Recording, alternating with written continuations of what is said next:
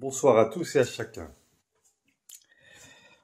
Alors, l'événement de Pentecôte, on va parler de l'événement de Pentecôte. Et moi, je me réjouis de voir, par exemple, dans le témoignage que vous allez entendre de Yolande, ce mouvement systématique qu'elle décrit entre l'inspiration et la respiration et l'expiration, c'est-à-dire entre le moment où on est intériorisé et le moment où l'intériorisation se termine et où on va pouvoir aller au-devant de ce qui se passe dehors. Et ben c'est un petit peu ça c'est un petit peu ça les effets de la Pentecôte. L'événement de la Pentecôte, on va célébrer dimanche quelque chose de très traditionnel. On va célébrer la fête de la Pentecôte, c'est-à-dire la fête de la venue de l'Esprit Saint avec force sur les apôtres.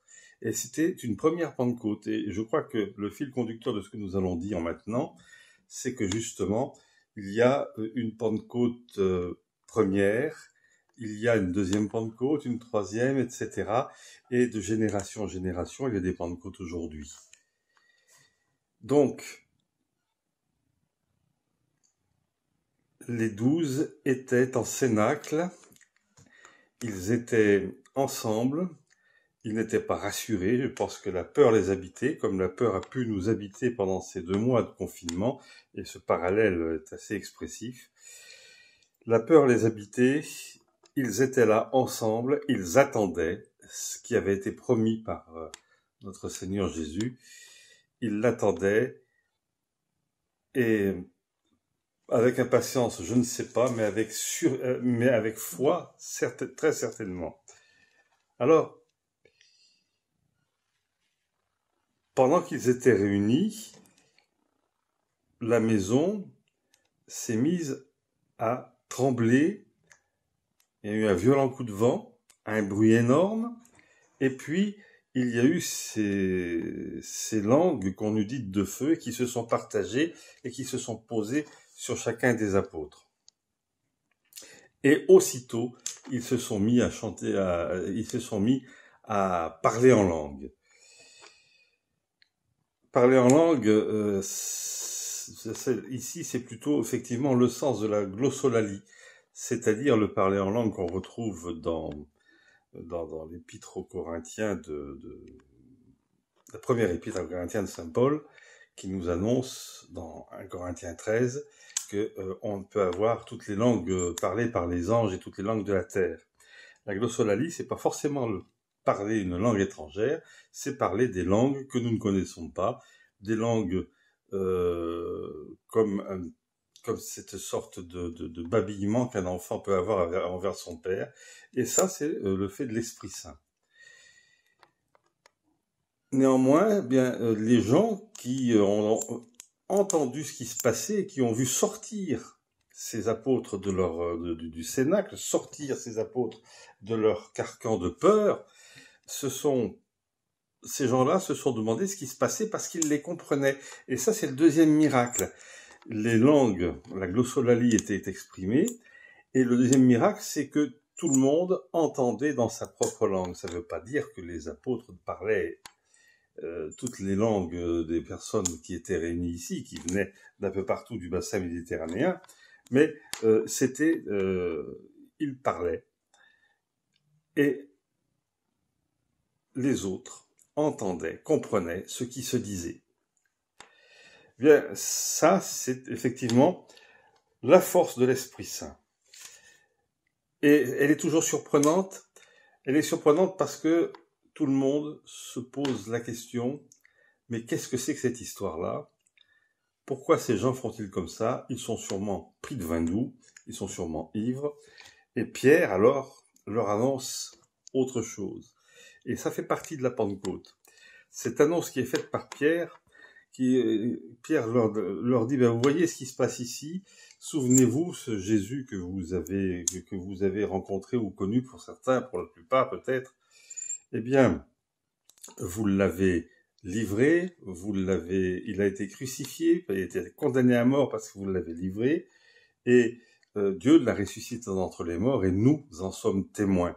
Et cette annonce de base, ce kérigme, nous en sommes témoins, fait que les apôtres, parce qu'il y a la force de l'Esprit Saint, deviennent des témoins. Et c'est exactement ce qui se passe jour après jour dans notre vie quotidienne de fils et filles de Dieu. Nous sommes envoyés au milieu d'un monde qui ne connaît pas ou connaît mal la bonne nouvelle en Jésus-Christ, et nous sommes amenés à leur annoncer. Je reviens sur le témoignage de Yolande que vous allez entendre aujourd'hui, et vous allez voir que c'est toujours cette force qu'elle puise régulièrement et qui lui permet d'aller dehors pour pouvoir justement annoncer dans son aumônerie des lycées publics, de l'enseignement public, d'annoncer aux jeunes combien Jésus les aime.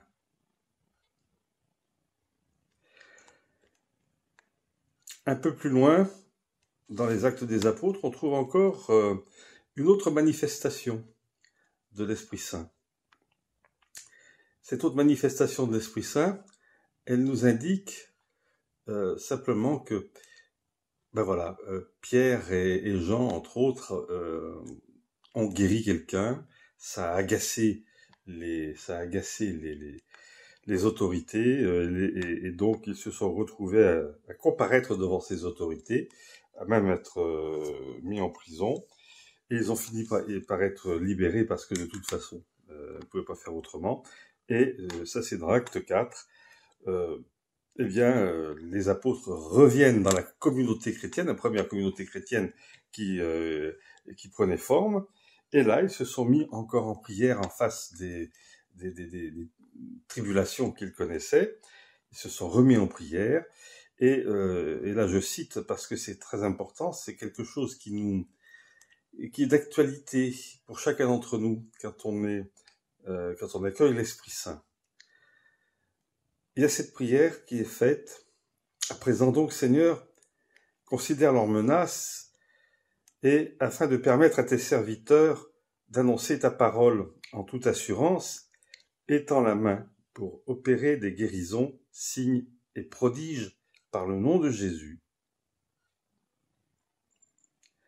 par le nom de ton saint serviteur Jésus. Et tandis qu'il priait, l'endroit où ils se trouvaient réunis trembla, et tous furent remplis du Saint-Esprit. Deuxième arrivée de l'Esprit Saint, arrivée en force de l'Esprit Saint sur les apôtres et sur la communauté chrétienne qui était là. Un peu plus loin, on retrouve la même chose quand, par exemple, Pierre, je crois que c'est acte 10, Pierre nous donne ce témoignage chez le centurion où il leur annonce Jésus, il leur annonce la bonne nouvelle en Jésus-Christ, le kérigme, son témoignage, il donne son témoignage, et à ce moment-là, les païens qui étaient là, toute cette famille, reçoit l'Esprit Saint, ça leur tombe dessus, et ils se retrouvent dans la force de l'Esprit Saint, avant même d'être baptisés. Et Pierre ne peut pas faire autrement que de les accueillir dans la communauté chrétienne par le baptême. Et puis encore, on peut se dire, pourquoi y a-t-il plusieurs manifestations comme ça dans les Actes des Apôtres ? Probablement parce que il est important de prendre conscience qu'il n'y a pas qu'une Pentecôte une fois pour toutes. Il y a une première Pentecôte. Cette Pentecôte, c'est vraiment cette naissance de l'Église qui va au dehors, et chacun est invité à aller au dehors. Et cette première Pentecôte, elle annonce toutes les autres. C'est-à-dire à chaque fois que l'Esprit Saint est accueilli, à chaque fois qu'on prie le Seigneur de nous envoyer son Esprit, il n'hésite pas à le faire.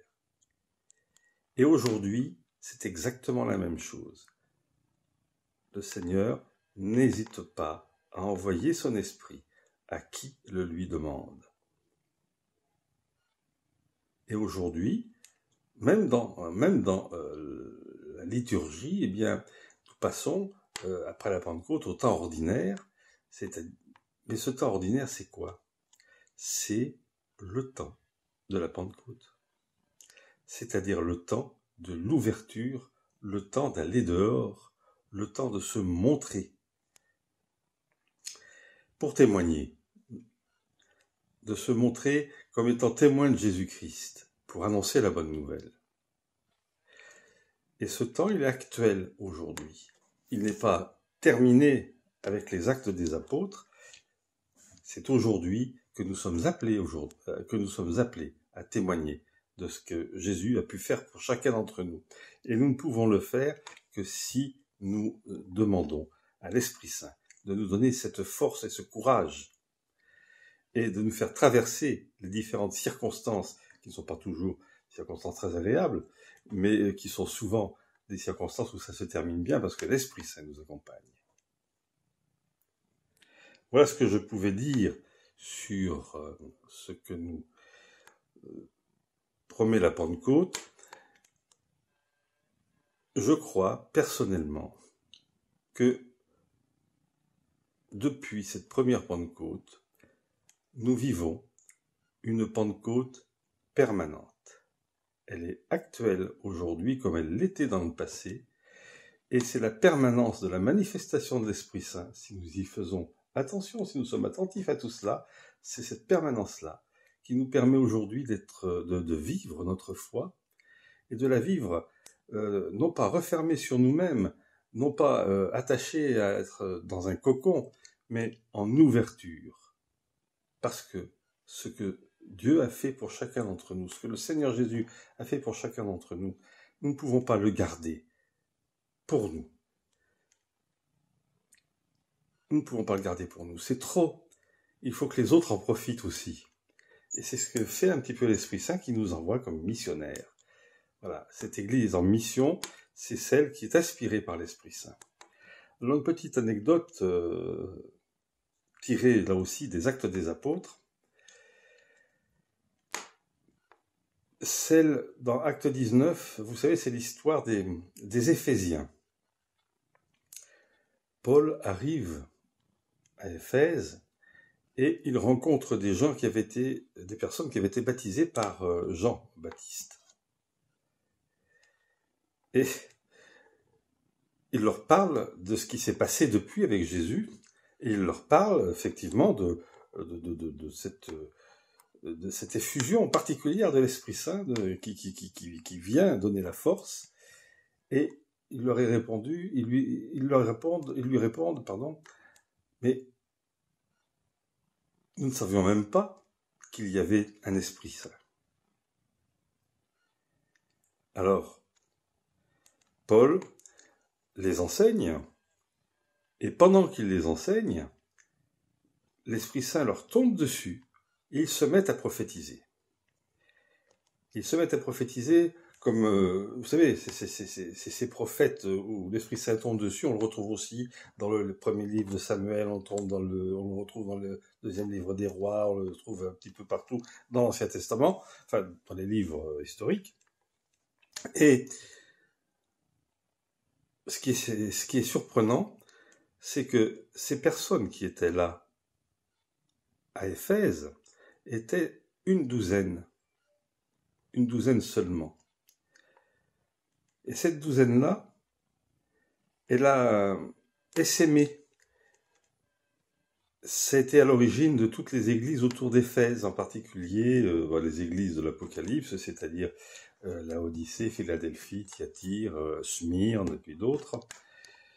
Et Smyrne, c'est l'église où il y avait Polycarpe, disciple de Jean l'évangéliste, et où il y avait Irénée. Et Irénée, c'est celui qui était à Lyon.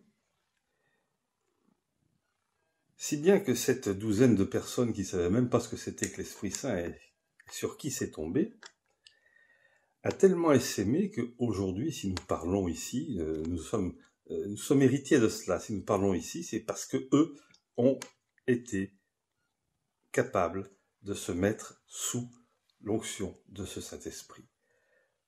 Voilà ce que je voulais dire en conclusion. Nous sommes aujourd'hui dans cette actualité-là, à la fois des héritiers et à la fois ceux qui reçoivent directement l'Esprit Saint. Parce que, de génération en génération, nous avons été à l'écoute et nous sommes encore à l'écoute aujourd'hui pour pouvoir le porter, pour pouvoir annoncer. Voilà ce que je voulais dire.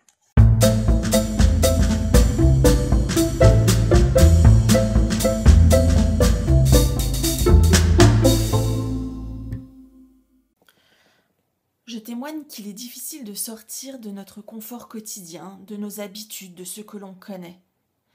Pour ma mission à l'aumônerie de l'enseignement public, nous avons décidé d'ouvrir une nouvelle permanence dans la chapelle Saint-Roch, qui est située quasiment sur le parvis du lycée Marguerite de Valois. Alors c'est une mission pas évidente, car nous nous situons directement à la sortie du lycée, face à un kebab, sur une petite place où plusieurs groupes de jeunes ont l'habitude de se retrouver et de flâner entre deux cours.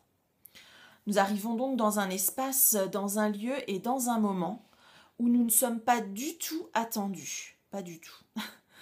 Nous nous sommes fixés comme objectif d'être présence d'église pour les jeunes. Dans ce cadre-là, il est tentant de se poster dans la chapelle et d'attendre d'hypothétiques curieux. En théorie, c'est bien.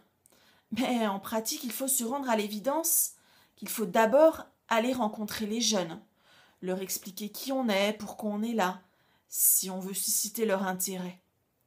Et c'est pour ça qu'il est nécessaire d'aller devant eux. Et pour moi, ça a été très difficile. Comment aller vers des jeunes qui sont entre eux, qui nous considèrent plus ou moins comme des intrus? De quelle manière les aborder? Quoi leur dire? Cela fait beaucoup de questions et d'obstacles, mais le plus gros obstacle, la plus grosse difficulté à surmonter a été de toute évidence mon hésitation et mes craintes, mes peurs. Peur de leur regard, peur de leur opinion sur moi, sur l'Église, peur de l'inutilité de cette action. Et pour se donner du courage, le courage de remplir la mission confiée, nous avons pris l'habitude de commencer notre permanence par un temps de prière. Alors, un temps de prière d'abord pour confier au Christ ce temps de permanence, pour lui confier ces jeunes que nous allons rencontrer, et même les jeunes que nous ne verrons pas, pour lui dire nos peurs, mais aussi nos espérances. Je vois en fait ce moment comme un temps un peu d'expiration. On sort ce qui est en nous, ce qui nous gêne ou ce qui nous rend heureux, tout, et on le sort pour lui exprimer, pour lui faire monter nos pensées, nos prières. Puis, dans ce temps de prière, nous lisons aussi un texte, souvent le texte du jour. Nous nous mettons ainsi à l'écoute de sa parole. Ce qui fait que, comme en réponse au premier temps, sa parole vient nous nourrir. C'est pour moi un petit peu le temps de l'inspiration. Ces deux temps, qui ne sont pas forcément faits dans cet ordre, ça dépend des jours, et puis il s'agit d'un tout petit temps de prière, mais en tout cas ces deux mouvements, expiration et inspiration, constituent comme une respiration qui nous donne l'oxygène nécessaire. Cette respiration, cet air, c'est pour moi la présence concrète de l'Esprit Saint dans notre mission. On le rend présent et il se rend présent à nous. Et il nous porte et il nous souffle. Et il nous aide à dépasser nos peurs, à dépasser nos doutes. Alors c'est pas magique, il ne fera rien sans nous, mais ce qui est sûr, c'est qu'à ce moment-là, il nous habite et il nous soutient. Et grâce à lui, on peut faire un pas en avant, même si c'est dans l'inconnu.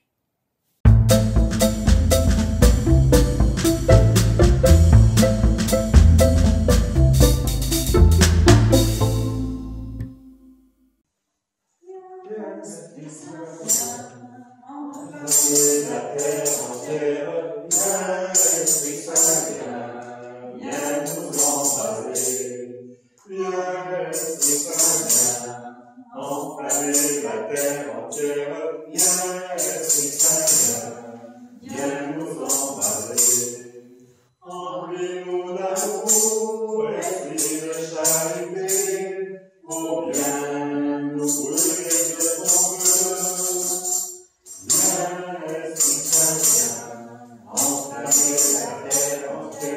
viens, Esprit Saint, viens nous embraser. Donne-nous la foi, Dieu de fidélité, on vient nous brûler de ton feu. Viens, Esprit Saint, viens, entamer la terre entière. Viens, Esprit Saint, viens nous embraser. Viens, Esprit Saint, Esprit de vérité, on vient nous brûler de ton feu. Viens, Esprit Saint, viens, enflammer la terre entière. Viens, Esprit Saint, viens nous embraser. Viens nous fortifier, nous voulons proclamer Jésus est ressuscité. Viens, Esprit Saint, viens, enflammer la terre entière. Viens, Esprit Saint, viens nous embraser.